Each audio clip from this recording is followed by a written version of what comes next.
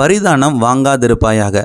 பரிதானம் பார்வை உள்ளவர்களை குருடாக்கி நீதிமான்களின் வார்த்தைகளை புரட்டும் அப்படின்னு சொல்லி வேதம் சொல்லுது. பாருங்கள், லஞ்சம் வாங்கக்கூடாது அப்படிங்கிறத பைபிள் ரொம்ப தெளிவாக சொல்லுது.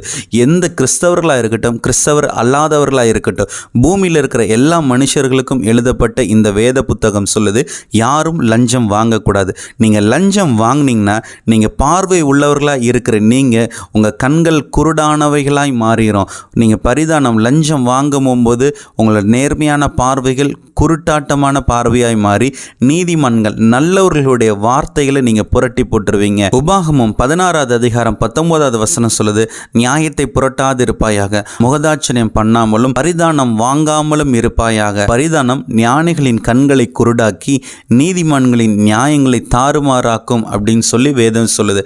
பரிதானம் வாங்காதன்னு சொல்லி வேதம் மறுபடியும் சொல்லி, அப்படி நீங்கள் லஞ்சம் வாங்கினீங்கன்னா நீங்கள் என்னதான் ஞானி